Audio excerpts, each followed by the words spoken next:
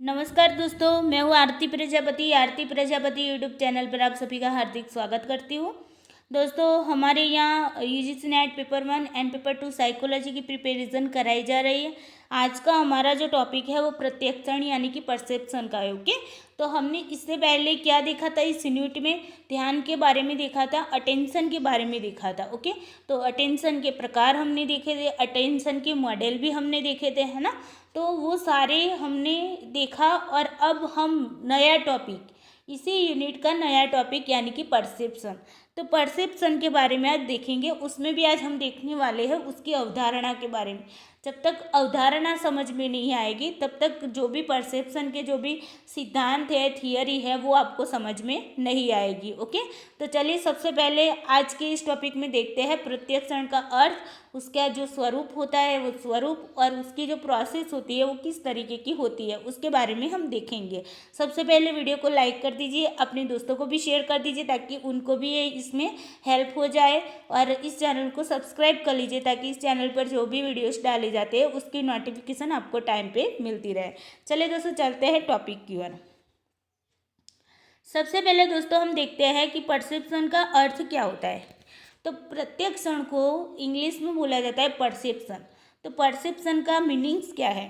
तो देखिए, प्रत्यक्षण को व्यवहार एवं मानसिक प्रक्रियाओं के अध्ययन के विज्ञान के रूप में जाना जा सकता है। देखिए, हमारा जो व्यवहार होता है, जो हम व्यवहार करते, जो क्रिया करते हैं, उस व्यवहार और मानसिक प्रक्रियाएं मीन्स जो हमारे दिमाग में जो भी प्रोसेस अंदर की ओर होती है ना, जैसे कि सोचना है या फिर चिंतन करना, विचार, है ना, ये जो सारी बातें अंदर की हमारे ब्रेन की है उसे हम मानसिक प्रक्रिया कहते हैं। तो उसी मानसिक प्रक्रियाओं और व्यवहार, हमारा जो व्यवहार है, उनका अध्ययन के विज्ञान के रूप में प्रत्यक्षण को माना जाता है।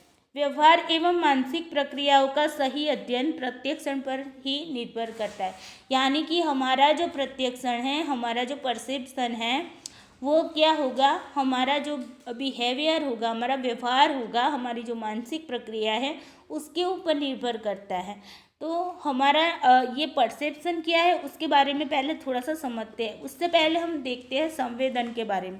तो देखिए, संवेदन के बारे में मैंने सेंसेशन के बारे में बताया हुआ था। जब भी हमने ये आगे के यूनिट का हमने आपने देखा होगा कि हमने बताया था सेंस ऑर्गन्स के बारे में बताया था, है ना। संवेदन के बारे में भी वहाँ पर मैंने आपको सेंसेशन के बारे में बताया था कि हमारे सामने जो भी उद्दीपक होते हैं, उन उद्दीपकों को अनुभूत करना, उन उद्दीपकों की अनुभूति करना ही संवेदन होता है ना। जैसे कि आपके सामने कोई उद्दीपक आ रहा है, ओके, यानी कि चलिए आपके सामने अभी मोबाइल है, तो मोबाइल आपके सामने है, आप मोबाइल को देख रहे हैं, तो वो मोबाइल की जो इमेज है वो आपकी आँखों को क्या होगी? आपकी आँखों उसे एक्सेप्ट करेंगी। तो इसी को हम कहते हैं संवेदन। ओके, जैसे कि मान लीजिए कहीं पर आग जल रही है और वहाँ आग निकल रही है और वहाँ पर आपका हाथ उस आग में चला जाता है, तो जैसे ही आग में चला जाएगा और आपको वहाँ पर क्या होगी? जलन होने लगेगी, है ना। तो आपकी त्वचा पर जो जलन हो रही है वो क्या हो गई? एक संवेदन हो गया, है ना। आपकी कानों के अंदर कुछ आवाज़ आ रही है, और वही आपके जैसे ही बाहर से कोई आवाज़ आपकी कानों के जो ईयर ड्रम है वहाँ पर आती है, टकराती है, और आपको वही आवाज़ फिर अंदर चली जाती है आपके ब्रेन में, और आपको वहाँ पर क्या होता है? संवेदन होता है।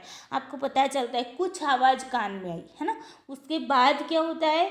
तो जो आवाज़ बाहर से आई है आपके ईयर ड्रम से टकराती है और फिर अंदर की ओर ब्रेन में जाती है, तो ब्रेन होगा वो क्या करेगा? वो ब्रेन हमारा सीपीयू की तरह होता है, तो वहाँ पर प्रोसेस होगी कि भाई ये आवाज़ क्या कहना चाहती है। फिर ब्रेन वहाँ पर सोचेगा, समझेगा कि हाँ, ये आवाज़, ये जो शब्द आए हैं वो शब्द ये कुछ कहना चाहते। फिर जाकर हमारा ब्रेन सब कुछ अच्छे से वहाँ पर क्या करेगा? वहाँ पर अच्छे से सोचेगा, समझेगा, और फिर हमारे मुंह को बोलेगा कि भाई अब प्रतिक्रिया दो, ये शब्द अब हमें मिला है और इसका रिप्लाई आपको करना है। फिर जाकर हमारी जो जीवा होगी, जो जीभ होगी, वो बोलेगी, यानी कि हमारा मुंह बोलेगा कि भाई इसका उत्तर ये होगा। ओके, तो ये पूरी प्रोसेस हो गई। तो जहाँ से आपको संवेदन होता है, यानी कि बाहर से जो आवाज़ आती है आपके ईयर ड्रम से टकराती है और आपके ब्रेन को टच करती है, आपके ब्रेन को क्या करती है, टच करती है। तो वहाँ से स्टार्ट होती है, वहाँ से संवेदन की प्रक्रिया शुरू होती है और कहाँ तक ख़त्म होती है। शुरू संवेदन की प्रक्रिया से शुरू जो होता है उसी को प्रत्यक्षण कहते हैं, यानी कि संवेदन की प्रक्रिया से प्रारंभ होती है और फिर कब तक, जब तक हम जो प्रतिक्रिया देते हैं उस किसी व्यवहार करने की किसी क्रिया के पहले तक की, यानी कि जो ब्रेन हमें संदेश देता है, हमारी जीभ को, हमारे मुंह को संदेश देता है कि भाई अब रिप्लाई करो, तो उस जब ब्रेन वो संदेश देता है ना, उस तक, वहाँ तक की जो प्रोसेस होती है उसे हम प्रत्यक्षण कहते हैं। ओके, तो यहाँ तक क्लियर हुआ। तो संवेदन से शुरू होकर हमारे व्यवहार के होने से पहले की, हमारा व्यवहार कब होगा, ब्रेन हमें मैसेज देगा, ब्रेन हमें कहेगा कि भाई ये काम आपको करना है, तब जाकर हम क्रिया करेंगे, है ना। तो जब तक ब्रेन हमें संदेश नहीं देता है, यानी कि जैसे ही संदेश देगा वहाँ पर हमारी प्रत्यक्षण की जो भी प्रक्रिया होगी वहाँ पर रुक जाएगी और उसके बाद हम क्या करेंगे, उसके बाद हम वहाँ पर रिप्लाई करेंगे सामने वाले व्यक्ति को। ओके, तो यहाँ तक क्लियर हुआ। प्रत्यक्षण की प्रक्रिया कहाँ से स्टार्ट होती है, संवेदन से स्टार्ट होती है और कहाँ ख़त्म होती है, तो क्रिया करने से पहले ख़त्म होती है। ओके, तो इन दोनों के बीच की, यानी कि संवेदन से लेकर व्यवहार के बीच की जो भी प्रोसेस होती है, मान लीजिए संवेदन है और ये आपका व्यवहार है, उसके बीच की जो भी प्रोसेस है वो हमारी क्या है, प्रत्यक्षण है, यानी कि परसेप्शन है। ओके, चलिए, प्रत्यक्षण की प्रक्रिया मानसिक स्तर पर होती है। मैंने बोला ना यहाँ पर क्या होगा, ये मानसिक स्तर पर ये प्रोसेस होगी, यानी कि संवेदन जैसा ही ब्रेन को, यहाँ पर मान लीजिए ब्रेन है, ब्रेन को टकराएगा, ब्रेन को मिलेगा ये संवेदन, ब्रेन इसे महसूस करेगा, फिर ब्रेन वहाँ पर क्या करेगा, ब्रेन उसका इंटरप्रिटेशन करेगा। इंटरप्रिटेशन का मतलब क्या होगा कि उसका अर्थघटन करेगा और उसके बाद अर्थघटन के बाद वो क्या करेगा, प्रतिक्रिया देने के लिए जो भी जहाँ से भी सूचना आई है और जिसको हमें ये सूचना का रिप्लाई करना है, उस अंग को, उस इंद्रिय को वो ब्रेन क्या करेगा, कमांड देगा और उसे कहेगा कि भाई अब आपको ये बताना है। तो फिर जाकर जहाँ पर जिस इंद्रिय को उसने हुक्म दिया है वो इंद्रिय क्या करेगी, प्रतिक्रिया करेगी। तो उस प्रतिक्रिया के पहले तक की जो भी प्रोसेस होती है वो हमारी प्रत्यक्षण होती है, यानी कि संवेदन से प्रारंभ होकर प्रतिक्रिया के पहले, यानी कि कोई भी क्रिया व्यवहार करने के पहले की स्थिति। ओके, तो यहाँ की ये बीच की जो सिचुएशन बनती है वो हमारी परसेप्शन होता है। ओके, चलिए यहाँ पर एक इमेज के माध्यम से देखते हैं। देखिए ये स्टिम्युली है, तो यहाँ पर देखिए साउंड आपके सामने आया या तो फिर कोई स्मेल आई। ओके, चलिए यहाँ पर स्मेल ले लेते हैं। तो स्मेल है वो जाएगी, कहाँ से जाएगी, आपकी जो घ्राण है ना, आपकी जो नाक है वहाँ से जाएगी, है ना। तो घ्राण के माध्यम से आपका सेंसरी रिसेप्टर कौन सा हो गया, तो घ्राण के अंदर जो होते हैं रिसेप्टर वो आपका सेंसरी रिसेप्टर हो गया। ओके, तो स्मेल जाएगी आपके नाक के माध्यम से आगे। अब देखिए जैसे ही आपके नाक के माध्यम से जाएगी, कहाँ पर जाएगी, ब्रेन में जाएगी। ओके, कहाँ पर जाएगी, ब्रेन में जाएगी। तो मान लीजिए ब्रेन है, तो यहाँ पर ब्रेन में वो जाती है, जैसे ही जाएगी वैसे ही तुरंत अटेंशन होगा, यानी कि ब्रेन होगा वो ध्यान देगा वहाँ पर कि हाँ कुछ हमारे सामने आया है। ओके, यहाँ तो कुछ हमें स्मेल आई, वो ब्रेन फील करेगा, अनुभूति करेगा। ओके, वहाँ पर ध्यान देगा, अटेंशन देगा और उसके बाद क्या होगा, इंटरप्रिटेशन होगा, यानी कि ब्रेन जो है वो उसी स्मेल को अनुभूति करके वो वहाँ पर अर्थघटन करेगा कि ये स्मेल किसकी है, यानी कि वो खुशबूदार है या फिर बदबूदार है, वो खाने की चीज़ की है या फिर सिर्फ और सिर्फ सूंघने लायक ही है ना। तो ये सारी बातें क्या करेगा, इंटरप्रिटेशन करेगा ब्रेन हमारा।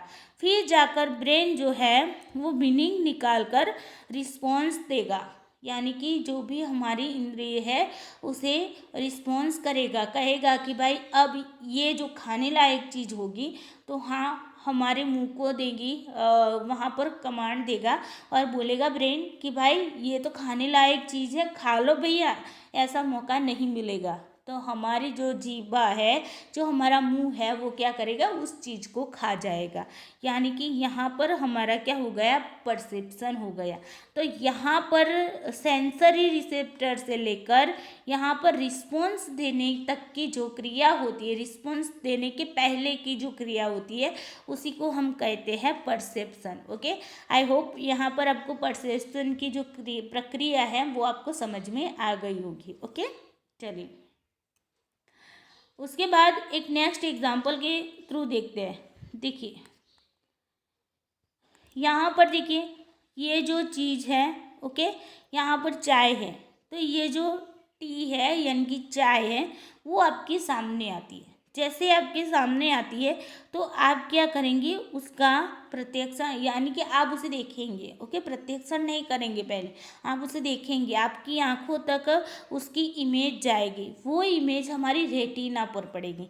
जैसे ही हमारे रेटिना पर पड़ती है इसकी इमेज, तुरंत ही वो क्या करेगी, ब्रेन में संदेश देगी कि भाई हमारे सामने कुछ चीज़ आई है, लेकिन ये चीज़ क्या है।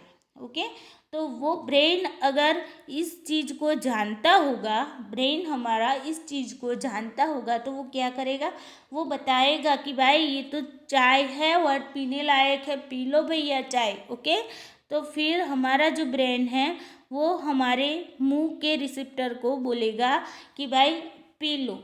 तो यहाँ से जो शुरू हुई संवेदन से, यहाँ से वो संवेदन से शुरू होती है हमारी प्रत्यक्षण की प्रक्रिया, और कहाँ पर ख़त्म होगी, जहाँ पर ब्रेन है वो वहाँ पर आदेश देगा कि भाई ये पी लो। ओके, तो ये आदेश देते हैं उस तक की, वहाँ तक की जो प्रक्रिया होती है, रिस्पॉन्स देने की जो प्रक्रिया होती है, तो वहाँ तक की प्रक्रिया को हम कहते हैं प्रत्यक्षण यानी कि परसेप्शन। क्रिया के बाद की प्रोसेस प्रत्यक्षण नहीं होगी। ओके, क्रिया जो आप करते यानी कि चाय पी लेते हो, उसके बाद की प्रोसेस को हम परसेप्शन नहीं कहेंगे, लेकिन उससे पहले की जो क्रिया करते हो ना, चाय पीने की क्रिया करते हो, उसके पहले तक की जो भी प्रोसेस होगी वो हमारी परसेप्शन होगी। यानी कि ब्रेन हमारा जो रिस्पॉन्स देने के लिए बोलता है, वहाँ तक की प्रक्रिया को हम कहते हैं perception. Okay, I hope perception अच्छे से समझ में आ गया होगा। चलिए अब देखते हैं प्रत्यक्षण की परिभाषा को देखते हैं। तो यहाँ पर कुछ मनोवैज्ञानिकों ने प्रत्यक्षण की क्या है परिभाषाएं दी है, उसे समझते हैं। प्रत्यक्षण एक ऐसी प्रक्रिया है जिसके द्वारा जीव को अपनी आंतरिक अंगों का मतलब क्या होगा दोस्तों, आंतरिक वातावरण, जो हमारे अंदर शरीर के अंदर का जो वातावरण है उसकी बात की गई। तो हमारे आंतरिक अंगों तथा अपने वातावरण, यहाँ पर वातावरण होगा। ओके, थोड़ा सा प्रिंट मिस्टेक है, तो वातावरण। ओके, यहाँ पर थोड़ा सा अच्छे से कर लेना, वातावरण। ओके, चलिए, तो जो प्रत्यक्षण की प्रक्रिया है वो कैसी प्रक्रिया है कि जीव को अपनी आंतरिक अंगों यानी कि अपनी आंतरिक वातावरण तथा अपने बाह्य वातावरण, अपने वातावरण यानी कि हमारे बाहर का जो वातावरण है ना, उस बाह्य वातावरण के बारे में क्या मिलती है, सूचना मिलती है। प्रत्यक्षण के द्वारा हमें क्या मिलती है, हमारे अंदर के वातावरण और बाह्य वातावरण दोनों के बारे में हमें क्या मिलता है, सूचना मिलती। जैसे ही आवाज़ आती है तो हमें संवेदन महसूस होता है, तो वहाँ से प्रत्यक्षण शुरू होता है।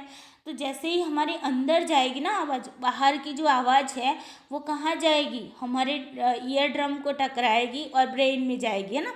तो जो ईयर ड्रम से हमारे कानों की अंदर से जो आवाज़ गुजरती है ब्रेन तक जाती है, तो वो क्या हो गई प्रोसेस, वो आंतरिक वातावरण की हुई। ओके, वो क्या हुई, आंतरिक वातावरण। और बाहर से आई ना आवाज़ कहाँ से आई, बाहर से आई।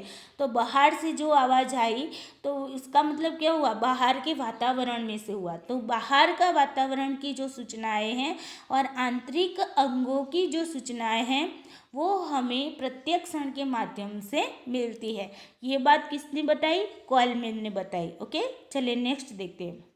प्रत्यक्षण एक ऐसी प्रक्रिया है जिसके द्वारा हम लोग वातावरण में उपस्थित उद्दीपकों की व्याख्या करते हैं, यहाँ पर करते हैं। ओके, तथा उसे संगठित करते हैं। देखिए यहाँ पर क्या कहते हैं, अब एटकिंसन तथा हिलगार्ड ने क्या परिभाषा दी।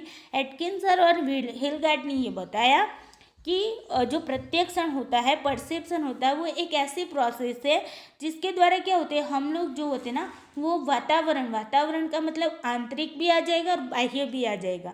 तो यहाँ पर दोनों को साथ में लेकर वातावरण शब्द यूज़ किया गया है। तो जो हमारे आंतरिक और बाह्य वातावरण है उसमें जो उद्दीपक उपस्थित है, हमारे वातावरण में जो उद्दीपक उपस्थित हैं उन उद्दीपकों की क्या करते हैं, व्याख्या करते हैं। मान लीजिए आपके सामने कोई इमेज आ जाती है तो आप उस इमेज की क्या करते हैं, उसे देखते हो, फिर आपके माइंड में उसका क्या होता है, आपके माइंड में उसका अटेंशन होता है। अटेंशन होने के बाद उसका इंटरप्रिटेशन होता है, अर्थघटन होता है ना। तो वो जो पूरी उसकी व्याख्या की कि भाई ये चित्र जो है, इमेज जो है वो इस व्यक्ति है या फिर इस चीज़ की है। ओके, तो ये क्या किया आपने, उसकी परिभाषा यानी कि व्याख्या की और उसे संगठित करते हैं। अब देखिए आपके सामने एक चित्र है, मैं यहाँ एग्जाम्पल के तौर पर बता देती हूँ। अब देखिए ये इमेज है आपके सामने आई। अब आप बताइए ये किसकी इमेज है। तो आप जैसे ही इमेज को देखते हो और आपको पता चल जाता है कि ये तो आम की इमेज है ना। तो आपने कभी आम देखा होगा तो आप ये बता पाएंगे ना कि ये आम है। तो यहाँ पर परसेप्शन की जो प्रोसेस होती है ना उसमें आपका एक्सपीरियंस भी जुड़ा हुआ होता है। ओके, तो ये बात भी आपको याद रखनी। अब देखिए यहाँ पर क्या होता है कि यहाँ पर आप आम को देखते हैं ना, तो यहाँ पर सिर्फ आम के फल को ही नहीं देखते हैं, आप आम के फल को ही नहीं देखते, लेकिन उसके साथ के जो यहाँ पर पत्ते दिए हुए हैं ना उन सभी को भी आप देखते हैं। ओके, अब देखिए ये आम आपके सामने आता है तो आप ना क्या करेंगे, उसके जो भी गुण होंगे, यानी कि आम को देखकर आपको पता होगा कि आपके सामने अगर कच्चा आम आ जाए ना तो आपके मुंह में से पानी निकल जाता है ना। तो वो क्या है, वो क्या आपके सामने तो सिर्फ आम ही है, आपने तो उसे अभी हाथ में लिया भी नहीं या फिर आपने अभी उसे मुंह में नहीं डाला है, फिर भी आपके मुंह में पानी आ गया। ओके, तो इसका मतलब क्या हुआ दोस्तों, तो उसे आप संगठित करते हैं, उसको आप क्या करते हैं, संगठित करते हैं। यानी कि ना कि आप सिर्फ आम को देखते हैं लेकिन उसके विशिष्ट जो भी उसके गुण होते हैं ना उसे भी आप महसूस करते हैं। ओके, तो देखिए जिस तरीके से मान लीजिए कि आपके सामने में अगर इस तरीके का चित्र बना दूँ। ओके, तो यहाँ पर आपके सामने एक चित्र बनाया ना, तो आपको मैं अब पूछूंगी कि आप इस पिक में आपको क्या कहना चाहता है, ये पिक क्या है। तो आप कहेंगे कि मैम ये तो स्माइली वाला चेहरा है, लेकिन स्माइली वाला चेहरा आपने देखा, उसमें आपने पूरा चेहरा देखा, ना कि उसकी आंखें देखी, ना कि उसके नाक देखा, है ना, पूरा चेहरा देखा। तो पूरे चेहरे को जो देखा आपने उसमें आपने आँख नाक सबको उसमें ऐड कर दिया। वैसे तो आपको देखना चाहिए था एक एक करके, है ना, लेकिन नहीं, आप क्या करते, संगठित करके उससे देखते हैं। तो यही हमारी परसेप्शन होता है। ये बात किसने बताई, एटकिंसन एंड हिलगार्ड ने बताया। एटकिंसन और हिलगार्ड ने क्या बताया कि हमारे वातावरण में जो भी उद्दीपक उपस्थित होते हैं उसकी हम क्या करते हैं, उसकी प्रत्यक्षण जो होता है उसके माध्यम से हम उसकी व्याख्या करते हैं और जो भी उद्दीपक हमारे सामने है उसको हम संगठित करते हैं। ओके, ये बात किसने बताई, एटकिंसन और हिलगार्ड ने। देखिए यहाँ पर क्वेश्चन किस तरीके से पूछे जाते हैं पता है, आपको इस तरह से कथन दिए होंगे और उसी कथन में से आपको बताने होंगे कि ये कथन और तर्क जो है वो एक दूसरे से किस तरीके से एक दूसरे से रिलेटेड है या फिर नहीं है। ओके, तो यहाँ पर आपको ये जो परिभाषा है वो भी आपको याद रखनी होगी। ओके, चलिए नेक्स्ट देखते हैं। संवेदी सूचनाओं को अर्थ प्रदान करने के लिए मस्तिष्क द्वारा इसे संगठित एवं व्याख्या करने की प्रक्रिया को ही क्या कहते हैं, प्रत्यक्षण कहा जाता है। यह किसने कहा, सेंट्रोक ने कहा। देखिए सेंट्रोक ने क्या बताया कि संवेदी सूचनाएं, जो भी सूचनाएं होगी उसमें से आपको संवेदन तो होगा ही। हमारी जो भी इंद्रियां है वो इंद्रियों से ही, वो बाहर का जो उद्दीपक होगा वो हमारी इंद्रिय से टकराएगा। बिना इंद्रिय के आप कुछ भी नहीं कर देंगे सकेंगे। ओके, जैसे कि आपकी आंखें नहीं है, ओके, आप अंधे हैं तो आप कुछ भी देख नहीं पाएंगे, है ना। इसे आप अपनी आंखों से नहीं देख पाएंगे। या फिर मान लीजिए कि आपके कान में बहरास है, यानी कि आप सुन नहीं पाते हो, तो उस आवाज़ को, जो बाहर से आवाज़ आई है उसे आप सुन नहीं पाएंगे, है ना। तो किसी भी इंद्रिय के बिना आपको किसी भी उद्दीपक का, उसके रिलेटेड जो भी उद्दीपक होगा उसका आपको वहाँ पर ज्ञान नहीं हो पाएगा। ओके, तो यहाँ पर संवेदी जो भी सूचनाएं होती है उसके अर्थ को प्रदान करने के लिए मस्तिष्क के द्वारा, हमारा जो ब्रेन है, ब्रेन के द्वारा इसे क्या किया जाता है, उस उद्दीपक को संगठित किया जाता है और उसकी परिभाषा, उसकी व्याख्या की जाती है। ओके, और उसी प्रक्रिया को हम कहते हैं प्रत्यक्षण। ये बात किसने बताई, सेंट्रोक ने। ओके, चलिए अब आते हैं दोस्तों प्रत्यक्षण का स्वरूप देख लेते हैं, यानी कि नेचर ऑफ परसेप्शन। तो परसेप्शन का जो नेचर है वो कैसा है उसके बारे में देखते हैं। तो यहाँ पर उद्दीपक का होना आवश्यक है। अगर आपके सामने कोई उद्दीपक होगा ही नहीं तो आपको उसके बारे में किसी भी प्रकार का अनुभव नहीं होगा। ओके, मान लीजिए आपके सामने कुछ भी नहीं है, ब्लैक, आपको अंधेरे कमरे में रख दिया गया जहाँ पर आप कुछ भी नहीं देख पाते हैं, तो वहाँ पर अगर कुछ भी अंधेरे में कुछ भी रखा होगा तो भी आप उसका प्रत्यक्षण नहीं कर पाएंगे। ओके, तो प्रत्यक्षण की जो प्रक्रिया है उसमें क्या होना चाहिए, उद्दीपक का होना आवश्यक है। चयनात्मक प्रक्रिया है, प्रत्यक्षण जो होती है वो चयनात्मक प्रक्रिया होती है। चयनात्मक का मतलब क्या होता है दोस्तों, तो देखिए यहाँ पर ये जो इमेज है, आप इस इमेज को देखो, आपके सामने इस इमेज में बहुत सारी उद्दीपक है। अब देखिए यहाँ पर आपका ध्यान सिर्फ किसी एक ही चीज़ पर जाएगा, पूरी इमेज के सामने अभी नहीं गया। ओके, तो मान लीजिए यहाँ पर देखिए बहुत सारी चीज़ें, ये जो पेड़ है, यहाँ पर एक लड़का है, यहाँ पर सीप है ना, ये पेड़ है, यहाँ पर ये जो घर है, यानी कि झुंपड़ी बोलते हैं ना, उसे क्या बोलते हैं, जो घास फूस की बनी हुई होती है। ओके, तो वो है।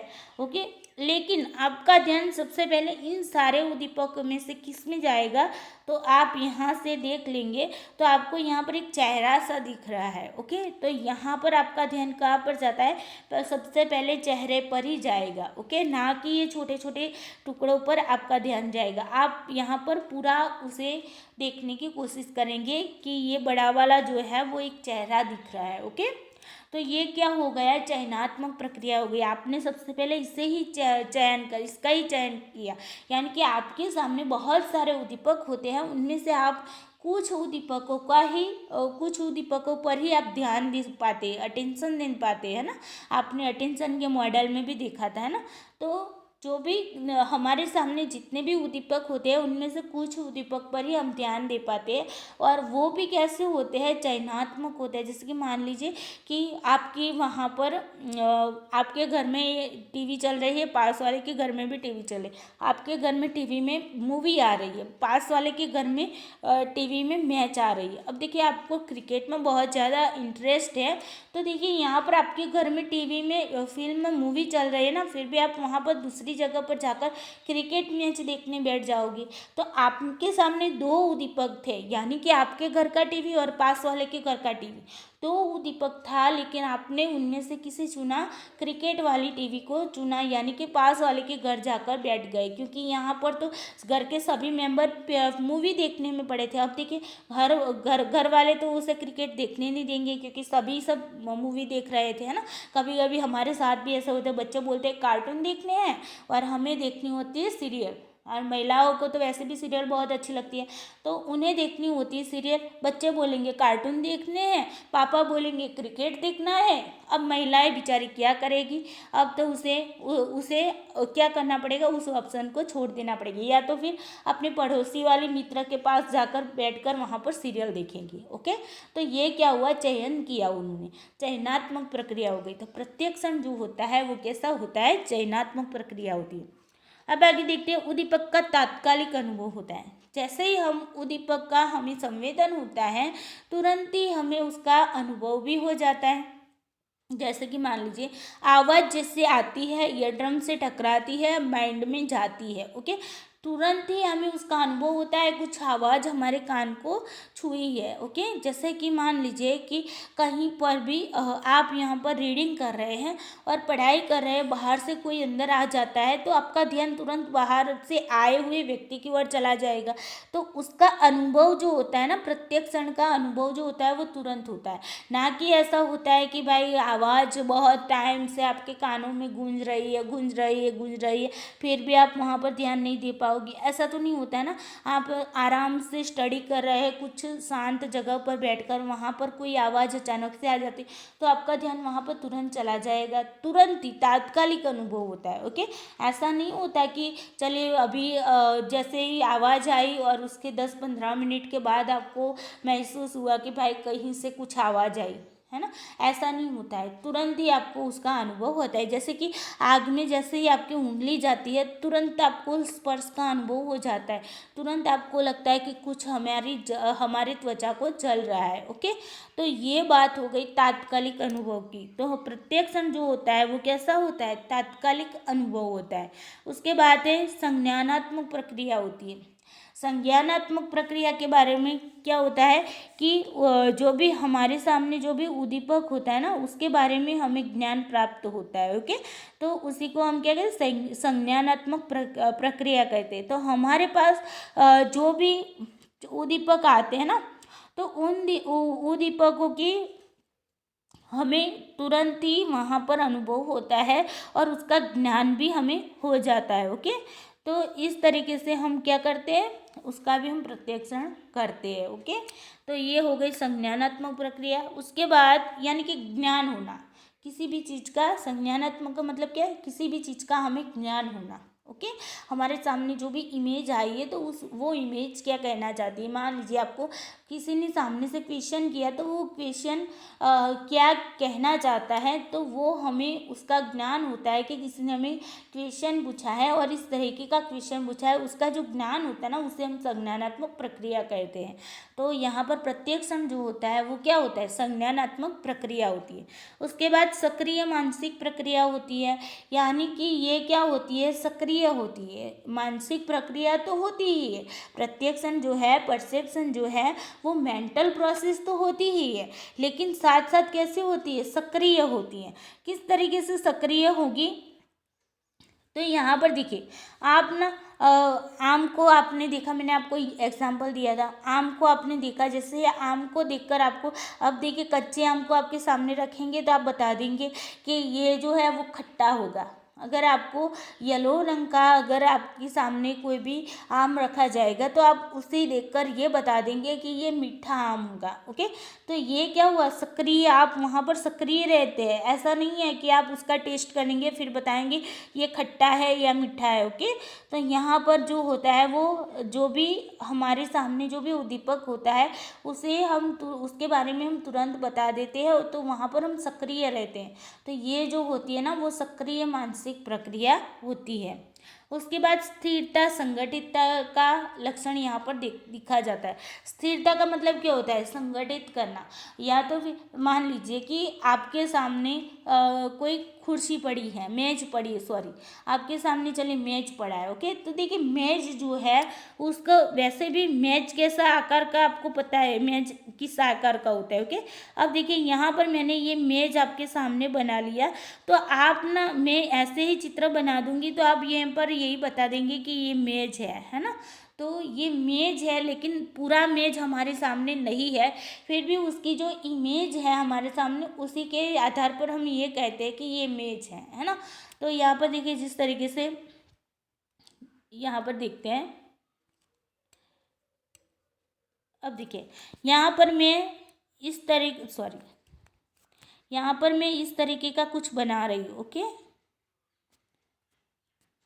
अब देखिए, अब मैं आपको बताऊँ कि ये मैंने क्या बनाया, तो आप तुरंत बोल देंगे कि मैम आपने ये क्या बनाया है, त्रिकोण बनाया है। ओके, भले ही वास्तव में वो त्रिकोण के जैसा दिखता है लेकिन त्रिकोण है नहीं। ओके, क्योंकि त्रिकोण किस तरीके का होता है वो आप सबको पता है। यहाँ पर तो देखिए बीच बीच में गैप है, फिर यहाँ पर देखिए इसका जो आकार है वो भी अच्छे से कंप्लीट नहीं बना है, फिर भी आप उसे त्रिकोण बता देते, तो उसी का मतलब होता है कि ये इसका स्थिरपन बता रहा है, स्थिरता बता रहा है, उसको संगठित आपने कर दिया। ओके, तो इसी को हम कहते हैं कि स्थिरता। ओके, तो जो भी चीज़ है वो अधूरी है फिर भी आप उसे पूर्ण रूप में देखते हैं। जो भी चीज़ है वो अधूरी है फिर भी आप क्या करते हैं, उसे पूर्ण रूप में देखते हैं। किसी व्यक्ति को, कोई व्यक्ति आपके सामने आता है तो आप उसे, मान लीजिए एक महिला है यहाँ पर और यहाँ पर एक पुरुष है, तो आपके सामने आएंगे तो आप उसे महिला और पुरुष के रूप में आप उसका प्रत्यक्षण करेंगे, ना कि आप ये देखेंगे कि महिला के बाल हैं या महिला ने कैसे कपड़े पहने हैं या फिर महिला की कान में कुछ पहना हुआ है या नहीं पहना, उसके गले में कुछ पहना हुआ है या नहीं पहना, वो सब आप प्रत्यक्षण नहीं करेंगे। आप डायरेक्टली बता देंगे ये महिला है ये पुरुष है। ओके, तो ये क्या हुआ है, आपने पूर्ण रूप से उसका प्रत्यक्षण किया। तो प्रत्यक्षण की जो भी प्रक्रिया होती है, जो परसेप्शन की जो प्रोसेस होती है, उसमें क्या होता है कि आप ना किसी भी चीज़ को क्या करते हैं, संगठित करते देखते हो, तो यही उसका स्वरूप होता है। आई होप आपको उसके स्वरूप के बारे में पता चल गया होगा कि प्रत्यक्षण जो होता है वो उसमें क्या होता है, उद्दीपक का होना अनिवार्य होता है, वो एक चयनात्मक प्रक्रिया है, उद्दीपक का तात्कालिक अनुभव होता है, संज्ञानात्मक प्रक्रिया है, सक्रिय मानसिक प्रक्रिया है और उसमें स्थिरता का लक्षण भी पाया जाता है। ओके, तो यहाँ तक क्लियर हो गया। ये मैंने आपको परसेप्शन के बारे में पूरा का पूरा डिटेल्स में पढ़ा दिया। ओके, अब देखिए कल के वीडियो में हम देखेंगे उसके प्रकार के बारे में। ओके, और उसके प्रकार के बाद हम सिद्धांत की और थियरी की ओर चले जाएंगे। ओके, आई होप आपको ये वीडियो अच्छा लगा होगा। अगर वीडियो अच्छा लगा है तो नीचे लाइक कर दीजिए और कमेंट करना ना भूलें और अपने दोस्तों को भी शेयर कर दीजिए। चलिए दोस्तों, आज के लिए इतना ही। Thank you so much.